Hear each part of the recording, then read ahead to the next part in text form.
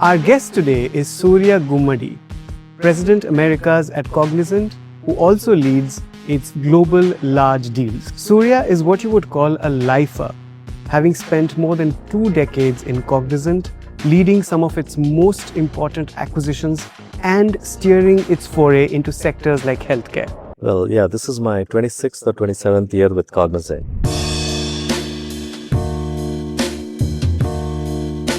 Now with AI, the patients or the consumers are expecting very similar experience in healthcare to what they get in banks or in travel or in retail.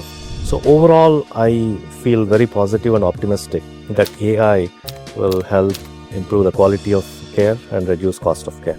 I talked to Surya at a time when AI is transitioning from hype to hard ROI, and Cognizant itself is graduating from an AI adopter to an AI builder.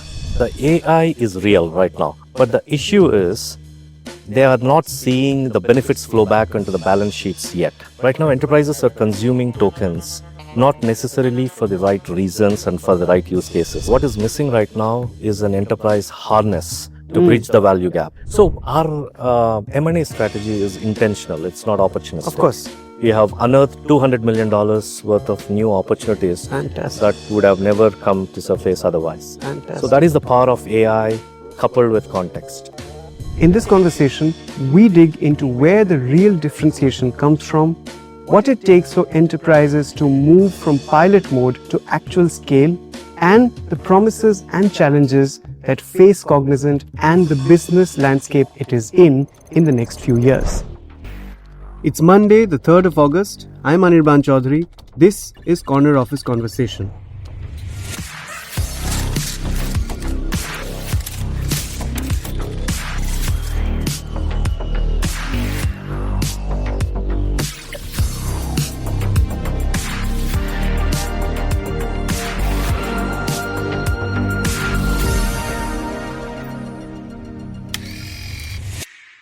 Surya, very warm welcome to the podcast. Good afternoon, Anirban. Thank you for having me on your podcast today. Lovely to have you. And thanks for flying in and making time. Okay, let's start with the landscape. Where is AI right now? I mean, we've heard so many statements from companies saying that they've already overspent on AI. Is this a sign of the technology or the evolution at a maturity stage? Or do you think cracks are beginning to show? See, the AI is real right now. I think it's universally accepted. Yeah. And what we are seeing right now, Anirban, is the frontier model evolution is exponential. Frontier models have evolved significantly over the last few months. Right.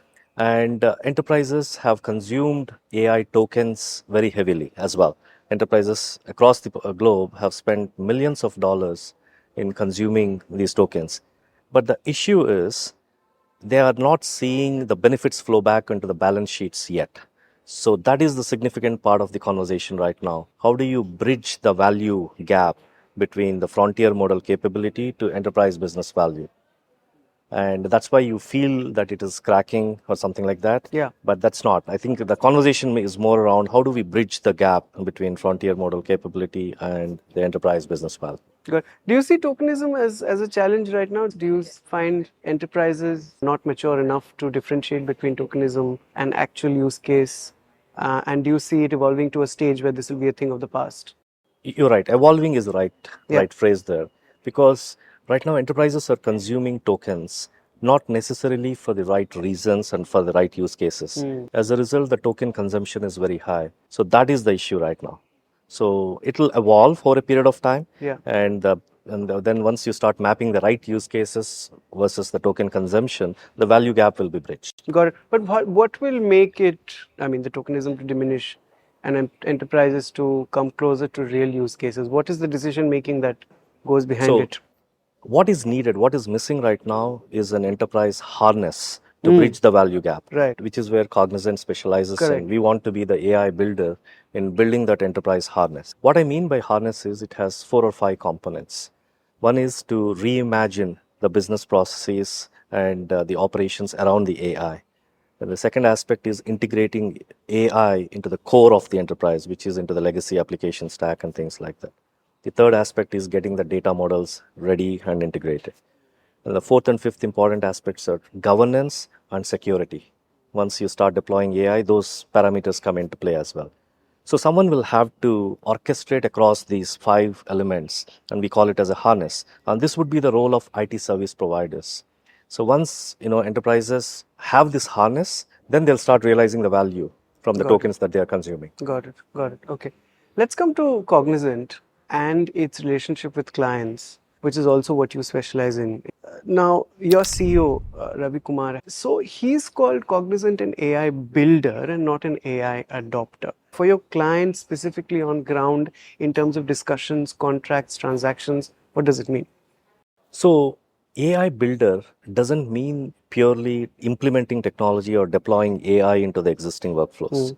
What we mean by AI, being an AI builder for our clients, is that helping them reimagine their business process, reimagine their workflows around AI, and helping them integrate AI into their entire tech stack, Yeah. helping them frame the use cases, helping them with the governance and the security aspects. So that's what we call it as an AI builder for our clients. And our clients appreciate that because they're looking for that kind of help right now to unlock that value from the AI tokens and to translate that into business outcomes, the tangible business outcomes. Got it.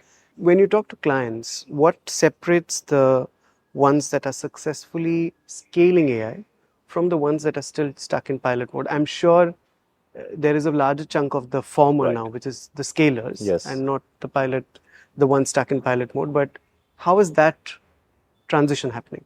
Anirban, if if you look at our client spectrum, so we have three categories of clients: very large clients, Yeah. the mid-cap clients, and small clients. Right. All three categories of clients are navigating very similar AI ambitions, but some of them are seeing the successes, some of them are relatively behind.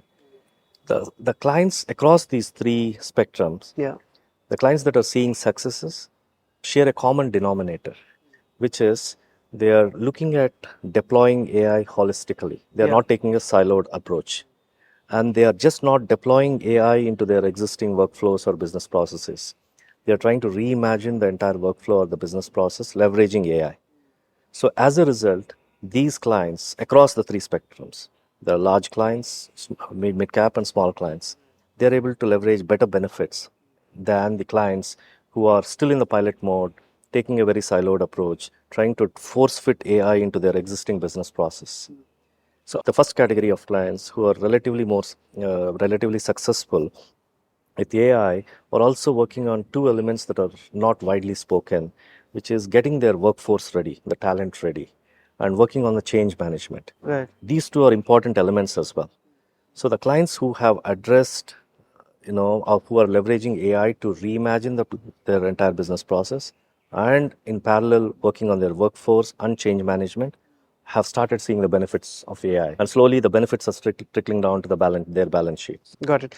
Now, okay, tell me about your acquisitions. You acquired Belcan, 3Cloud, Astrea, Yeah. and they were done in quick succession.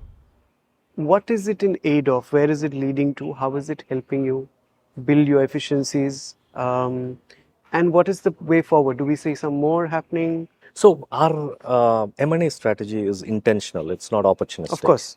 So we look at acquisitions in what we call it as a 3x3 frame. So when we look at an acquisition, we see whether it is giving us an entry into the new geography that we are not present today, or whether it is giving us an entry into the new markets that we do not serve today, or it is helping us bridge the capability gap that we have in our value chain. So that this is on the business priority lens. In the vertical dimension, we map it against our go-to-market strategy. Right. So you're familiar with our three-vector go-to-market Yes. strategy. Yes. In the vector one, we unlock the efficiency. Vector two is industrialize AI. Vector three is transformation. Right. When we look at an asset for acquiring an asset, we try to see if it maps to any of those three vectors. Now, talking about the examples that you just spoke about, Belcan, it fits into the horizontal, the business priority category. Right. It gave us entry into aerospace and defense sectors that Cognizant was not present before. Right. So it gave us an entry into that space. Now, Astrea and 3Cloud, they map to the three vector strategy in the vector 2 and vector 3. Astrea, so they brought us the capability for building AI powered data centers And 3 cloud, similarly, it's between vector 2 and vector 3. How do we see it going forward? Are you looking at more acquisitions? Are there sort of pockets which you want to make part of your efficiencies, which would trigger acquisitions, more So, acquisitions basically? M&A is key part of our Yeah. strategy. So we'll continue to look at acquisitions that fit our 3x3 frame. Yeah. And we'll continue to look at acquisitions that map to our future growth strategy. Right, right. Tell me, I'm very curious about this. As someone who's overseeing global deals with a base in the US, how do you look at the fact that AI is now become a huge geopolitical tool rather than just an enabler and a strategic tool? How do you look at it broadly? I think there are some geopolitical elements and there is some amount of tension in certain geographies on these AI. I think it comes down to access of these frontier Absolutely. models. Yeah. Great That point. governs everything. Yeah. That governs everything. Depending on the geography a client is or an enterprise is, and depending on the type of access that they have from the frontier model, it defines their model strategy. So that's why many of these enterprises, they're kind of looking at sovereign models. Yeah. At the same time, they're looking at the global models. But if you depend on the global model and the long-term access to that model also defines, the strategy. So there is a little bit of calculated moves that enterprises will have to make. Are you hopeful of India coming up its own sovereign model in the next few years? Why not? I mean, India is one of the largest digital economies with abundance of talent on AI across. And India has been a leader in this. So why not? I hope India would come up with a sovereign model. Right. Tell me about GCCs. They were primarily looked at as execution engines before. Now they have become innovation drivers. How do you look at that shift? Of course, from a Cognizant's lens, that would be great.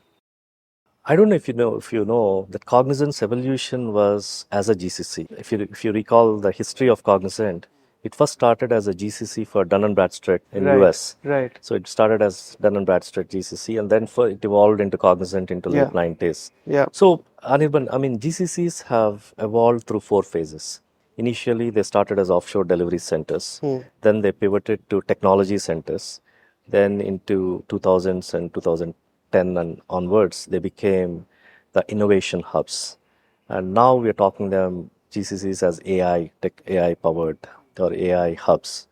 So across these, the 4S curves for the GCCs that you talk about, they have evolved significantly. So what has happened is, in the initial years, they were considered more of a back office kind of function. Right. Now they have become the integral part of the corporate strategy for our clients.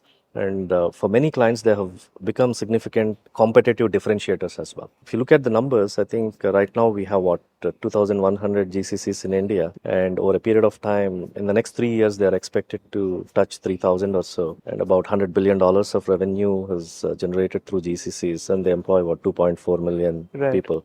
So it is a very significant element right now. Let me come to a really interesting use case, one which has dominated AI use case discourse over the last few months.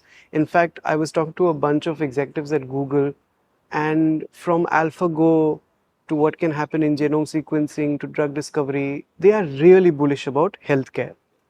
Now, you've sort of had a leading role in that business. Where do you see measurable impact, and when do you see measurable impact across geographies and, of course, across Cognizant's gamut and scope of work?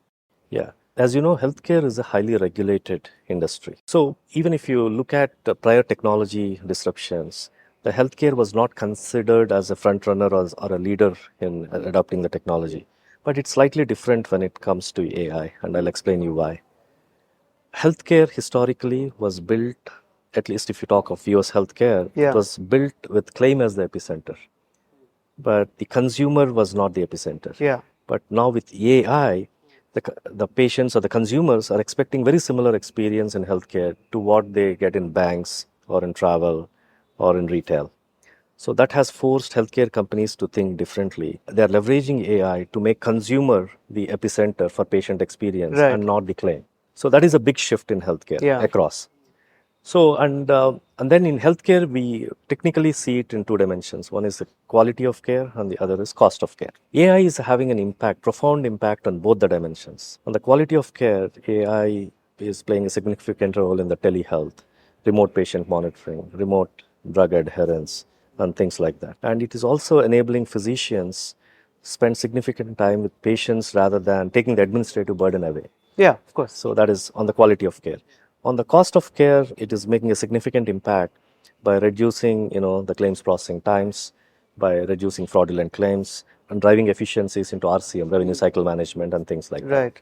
So it is simultaneously helping the healthcare industry improve the quality of care and reduce cost of care. This is on the payers and providers. In the biopharma and medical devices, leveraging AI, the companies are able to launch drugs much faster into the market. Do you really think so? Yes, it is advancing the clinical research. It is helping, But with the trials? clinical trials. Yes, it is. It is also helping with the clinical trials to analyze the trials much faster, leveraging AI. And obviously, it's related to medicine and it is related to human lives and it's highly regulated. You have to follow the norms and things like that. But yes, it is having an impact and it is helping get drugs faster into the market. Got it. So overall, I feel very positive and optimistic that AI will help improve the quality of care and reduce cost of care. Got it. Would you explain what role Cognizant is playing in this space? In healthcare, we serve the clients across the four segments. We serve health insurance companies, we serve hospitals, we call them as providers, we serve biopharma companies, the drug manufacturers, Right. and we also serve the medical device companies. Right. So, going by each segment, with the health insurance companies, we work with the health insurance companies in optimizing their claims adjudication processes, in optimizing their RCM processes, in driving efficiencies into the provider credentialing and Got things it. like that. So that is with the payers. With the hospitals, we work with them on the telehealth, remote patient monitoring, and all those aspects. For the biopharma companies, as I mentioned earlier, we work with them in advancing the clinical research and in advancing the clinical trials and things like that. Healthcare is one of our largest business units. Got it. Got it. You are what we could call a Cognizant lifer. I mean, you've sort of seen it through Y2K, through cloud, Yeah. digital, and now, of course, AI. Where do you see Cognizant from your lens in the next 5 years? Well, yeah, this is my 26th or 27th year with Cognizant. So I have started with Cognizant in the Y2K era. Right. After that, we moved to client server. Then after that, we moved to managed services. Then SMAC, used to call it Social Mobile Analytics Cloud. Then digital. Now AI. I think last time I counted, I believe we jumped 7 S curves, as I would call it. The three things that we calibrated every time were our talent model, our capability set, and our go-to-market model. Now for the AI, when it comes to AI, we are refreshing our talent, we are upgrading our talent, we are enriching our talent with the native AI from the native AI builders. Right. And then we are building the new capability set for the AI era. Right. So we are building our own platforms. We are partnering with clients. We are partnering with all the frontier model companies. We are agnostic across the frontier model companies, but we are partnering with them. That is on the capability set. We are also calibrating our go-to-market model. We are reorienting our sales engine to outcome-driven approach. Yeah. We are, calibrating our pricing models, and we are training our workforce. So we are calibrating these three elements and getting Cognizant ready for the AI era. In fact, we are the ones who coined the term the AI harness for the industry. So we want to be Which you started with. Huh? we want to be the market leaders in enabling our clients bridge the value gap between the frontier model capability and the business value. Right. And we want our AI harness to be a huge differentiator in the market. As a company in the US, as an Indian tech executive in the US, and also in the midst of the AI revolution, what would you say are the top challenges that not just Cognizant but your peers will have to grapple with in the next 5 years? I think, the biggest challenge, because IT services is a people-based industry. So we have 350,000 plus employees, and our peer group has large number of employees too. So the biggest challenge is how do we pivot the workforce from the current state to a state where we become the market leader in building the AI harness. Right. So that's why we are taking a three-pronged approach. We are training our workforce, we are upgrading or upskilling our workforce, and we are refreshing our workforce. We are getting the talent. So that will be the biggest. So we call it as a bridge for, to cross from the current world to the AI world. And the change management too. So this industry has evolved and grown over the last 3 decades in a certain way where the clients used to define the requirements, we used to do projects for the clients. Where we were enabling the outcomes, but now we have to underwrite the outcomes. Right. That is a big mindset shift as well. Right. Right. So one That's is very well put. Yeah. So one is the talent aspect and getting the talent to the right place. The second is changing the mindset shift from enabling outcomes to underwriting the outcomes. Do you see policy making as a challenge going forward? No, I think that will level out over a period of time. We strongly believe that AI will make it a level playing field. Probably Ravi spoke about the first principles of our industry changing. Yeah. So I think, for our peer group as well, I think we fundamentally see that there are two or three of their first principles changing or shifting from enabling outcomes to underwriting outcomes, from a talent-centric model to a hybrid model, and having a physical workforce to a combination of physical and the digital workforce, and things like that. And the traditional pyramid also will evolve over a period of time into a diamond shape or whatever. So I think that would be the big transition for the IT services industry. But in summary, we see a huge potential and value in bridging that value gap between the enterprise, the frontier model capability to business value. In fact, we are seeing that in the market today, that there is some compression in the traditional value pools. Some of the traditional value pools might go away over a period of time. Sorry, what do you mean by that? What do you think will go away? So the coding is done by machines today. So, and the traditional testing and things like that might go away. But the new value pools are getting created across the 5 layers of the AI stack. At the chip layer, that infra layer, and all the 5 layers. And we see physical AI is as one of the significant new value pool, and it is a sizable value pool that cuts across the 5 layers of the AI stack. And similarly, we have new value pools, the new type of work that is getting generated at the different layers of the stack. So I think the role of a developer or a coder will morph into something different, as a prompt engineer or getting the models right, training the models, building the models. Context engineering is something very big. Yeah. And I'll also give you an example of the context engineering on how successfully we have used it. So we estimated that there'll be a $6 trillion worth of new value pools that would be generated across the 5 layers of the AI stack. And that would evolve as a significant opportunity for the IT services industry for the next five years. Right. And talking about the context engineering, context is very significant aspect in the current AI era. So we have partnered with Work Fabric and are leveraging the context element into the. So we have deployed context agents into all our sales force. What this context agent does is take a client. So there are 10 people from Cognizant talking to clients at different stages. So they're having 10 different conversations. Not necessarily all 10 people are coordinated and they do not bring it back together in a common way. But the digital twins or the context agents of these 10 people, they're constantly talking. They'll triangulate all the 10 meetings and they'll synthesize an output in 3 or 4 different formats. They are unearthing the new opportunities which we would not have identified otherwise. They are identifying the potential risks, saying that from these 4 different from 10 meetings that not 4 10 meetings that they had, they are saying that potentially this portfolio is at risk for you, so you may have to pay more attention. Or it is giving me signals saying that there could be an escalation coming from this area. You could. And that's done in record time, obviously. In record time, obviously. We just deployed this 3 months ago or 4 months ago.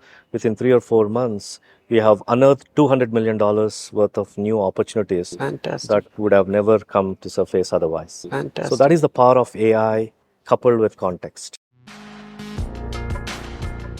So that was Surya Gummadi on what AI could dismantle and what it could build. From shrinking traditional coding and testing work to reshaping jobs, GCCs and healthcare, the transition will be disruptive. But Cognizant's bet is that context, not just computing power, will unlock AI's real business value. That's it for today. You are listening to our latest Corner Office Conversation, a show where we talk to the most interesting business and thought leaders from India and the world. This episode was produced by Vinay Joshi and Rajas Naik, sound designed by Amrit Reddy. Keep following our podcasts on your favorite platforms. Stay tuned.